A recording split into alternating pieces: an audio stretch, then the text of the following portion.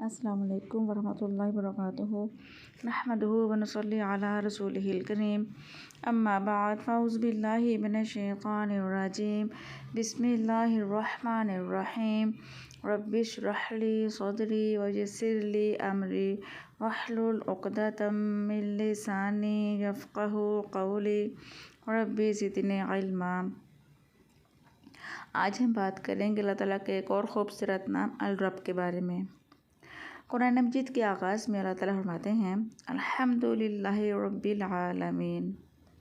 अल्हम्दुलिल्लाहि रब्बिल आलमीन, सब तारीफ़ अल्लाह के लिए हैं जो रब है तमाम जहानों का। रब कौन होता है? रब वो होता है जो हमारा खालिक है, जो सिर्फ़ हमारा नहीं बल्कि तमाम कायनात का खालिक है। वो जो सब का मालिक है, सिर्फ़ मालिक नहीं बल्कि मुदब्बर भी है। हर चीज़ को रिज़्क़ दे रहा है, हर चीज़ की रहनुमाई कर रहा है, यानी खालिक, मालिक और मुदब्बर, ये तमाम चीज़ें अल रब में जाती हैं। कुरान मजीद में तकरीबन 900 बार ये लफ्ज़ आता है, क्योंकि ये वो सिफ़त है कि जिसके अंदर यक वक्त बहुत सी सिफ़ात इकट्ठी हो गई हैं। इसलिए बंदा जब दुआ मांगता है तो कसरत से जिस नाम से पुकारता है वो रब है।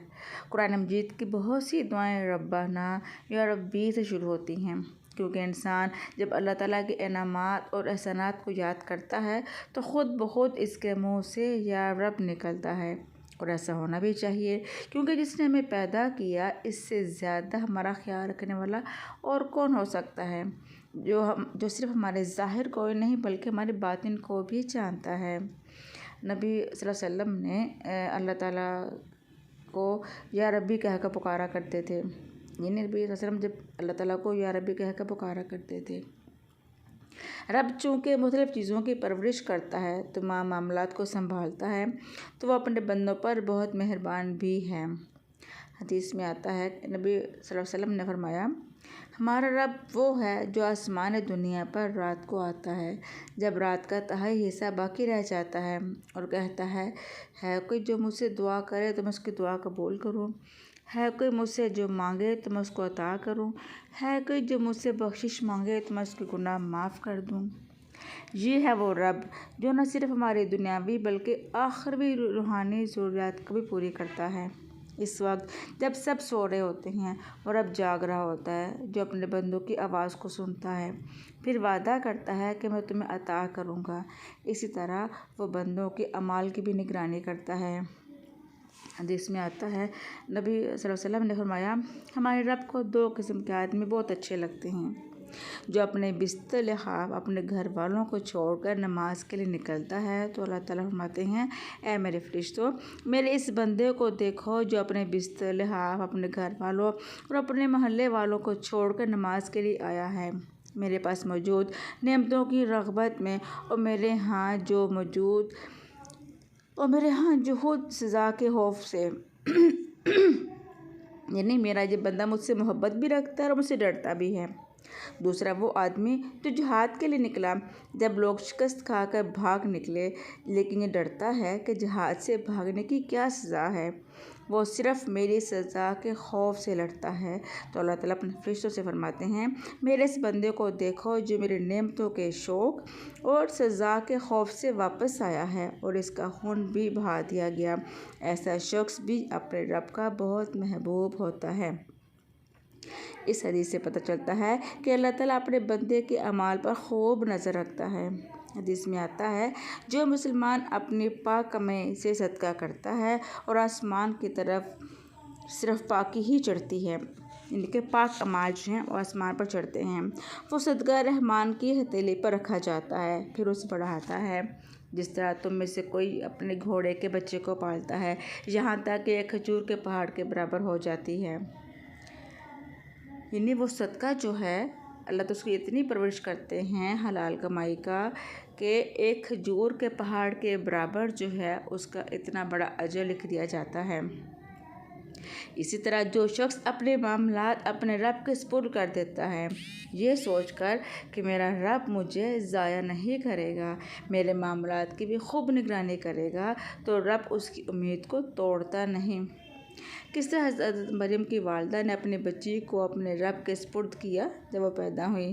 कुरान पाक में आता है, फिर जब बच्ची पैदा हुई तो कहने लगी, ए मेरे रब, मेरे यहाँ तो लड़की पैदा हुई है। हालांकि इसने जो कुछ जाना अल्लाह ने इससे खूब जानता था, और लड़का लड़की की तरह नहीं होता। मैंने इसका नाम मरियम रख दिया। इसको और उसकी औलाद को शैतान मरदूद से बचाकर तेरी पनाह में दी। पास इसके रब ने उसकी अच्छी कबूलियत के साथ कबूल किया। यानी रब सिर्फ अमाल कबूल नहीं करता बल्कि नीयत भी कबूल करता है, इसके इरादे और शौक़ की भी कदरदानी करता है। तो रब ने उस बच्ची को कबूल कर लिया और अच्छी नशोनुमा के साथ उसकी परवरिश की और ज़करिया अलैहिस्सलाम को उसका कफ़ील बना दिया। जब कभी ज़करिया अलैहिस्सलाम उसके पास इबादत खाने में होते तो मरियम अलैहिस्सलाम के पास कोई ना कोई खाने की चीज़ पाते और कहते, ए मरियम, ये कहाँ से आया? वो कहती, अल्लाह के पास से है। बेशक अल्लाह जिसे चाहता है बग़ैर हिसाब के रिज़्क़ देता है। यह हज़रत मरियम की वालिदा का इखलास था। उनकी अल्लाह ताला से मोहब्बत थी, कुर्बानी थी। उनका शौक़ जज्बा था अपनी औलाद को अल्लाह की खिदमत में वक़्फ़ करने का। तो अल्लाह ताला ने किस तरह उसे कबूल किया, ख़ुद इसकी परवरिश का ज़िम्मा लिया। ये है मेरा रब। जब इंसान इस पर मुकम्मल भरोसा करता है तो उसके लिए काफ़ी हो जाता है। एक बंदा मोमिन जब अपने रब को पहचान लेता है तो अपने सारे अमूर उसी के हवाले कर देता है। सारे दिन के कामकाज में अपने रब को याद तो करता ही है। जब सोने के लिए जाता है तो अपने आप को अल्लाह के हवाले कर देता है, क्योंकि उसे नहीं मालूम कि सोने के बाद दोबारा उसे जी उठना नसीब हो या ना हो, क्योंकि दोबारा उठना भी रब के इज़्न से ही है।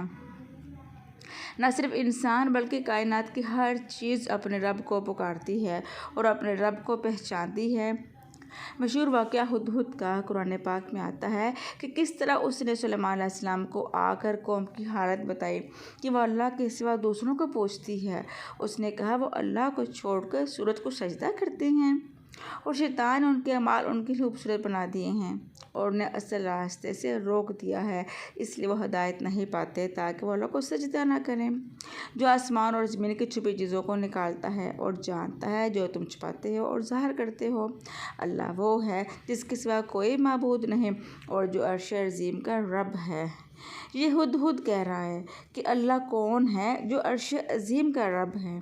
तो सोचिए, अगर एक छोटा सा परिंदा अपने रब को पहचानता है तो इंसान का क्या फ़र्ज़ बनता है कि वह अपने रब को किस तरह पहचाने, कितनी मार्फत उसकी हासिल करे। इसी तरह जन्नत और जहन्नुम भी अपने रब को पुकारते हैं। रसूलुल्लाह सल्लल्लाहु अलैहि वसल्लम ने फरमाया, जहन्नुम ने अपने रब के हुज़ूर शिकायत की और कहा, ऐ मेरे रब, मेरे बाज़ हिस्से बाज़ को खा रहे हैं। तो अल्लाह ताला ने उसे 2 सांसों की इजाज़त दी, एक सांस सर्दी में और एक गर्मी में।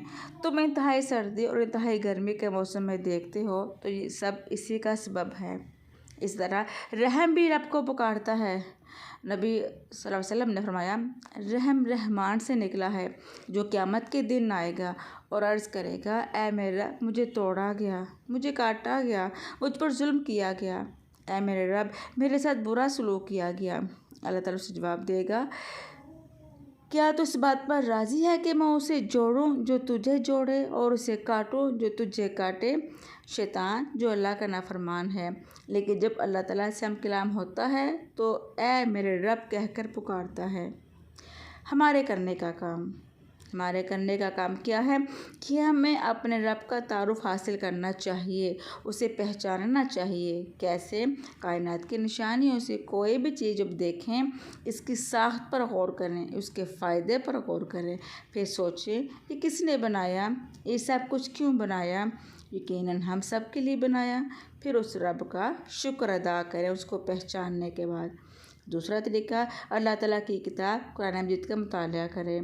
नबी सल्लल्लाहु अलैहि वसल्लम ने अपने रब के साथ कैसा ताल्लुक़ कायम किया उसको जाने। अपनी ज़िंदगी में उठते बैठते अपने रब को याद करें। छोटी से छोटी ज़रूरत और बड़ी से बड़ी ज़रूरत के लिए अपने रब से रुजू करने वाले बने। जब कुरान मजीद का मुताला करें तो रब्बानी बन जाएं। रब की पहचान दरअसल ईमान की अलामत है। जो शख्स दुनिया में अपने रब को पहचानेगा वो कब्र में भी जवाब देने के काबिल होगा। क्योंकि फरिश्ते जब कब्र में आएंगे उसे उठाकर बिठाएंगे और पहला सवाल जो करेंगे वो क्या होगा, मन रब्बू का, तेरा रब कौन है। तो जिसने दुनिया में अपनी ज़िंदगी में अपने रब के साथ ताल्लुक़ कायम किया वो वहाँ भी जवाब दे पाएगा कि मेरा रब अल्लाह है। सुबह शाम ये पढ़ते रहा करें, रज़ीतु बिल्लाहि रब्बम व बिल इस्लामी दीना व बि मुहम्मदिन नबिय्या, रज़ीतु बिल्लाहि रब्बा व बिल इस्लामी दीना व बि मुहम्मदिन नबिय्या। हदीस में आता है, जिसने ये अल्फाज कहे उसने ईमान का मज़ा चख लिया। जो अल्लाह के रब होने पर राज़ी हो गया और मोहम्मद सल्लल्लाहु अलैहि वसल्लम के रसूल होने पर राज़ी हो गया, इस्लाम के दीन होने पर राज़ी हो गया, उसके लिए जन्नत वाजिब होगी। सुबह शाम के अस्कार में इस दुआ को लाजिम पकड़ें आप। अल्लाह ताला से दुआ है कि वो हमें अपनी इबादत की तौफ़ीक अता फ़रमाएँ, अपनी मार्फत और अपना क़ुर्ब नसीब करें, सिर्फ़ दुनिया में नहीं बल्कि आखिरत में भी हमें अपने मुक़र्रब बंदों में शामिल करे। आमीन। कल फिर अल्लाह ताला के एक और खूबसूरत नाम पर बात करेंगे। तब तक के लिए अल्लाह हाफ़िज़। अस्सलामु अलैकुम व रहमतुल्लाहि व बरकातुहू।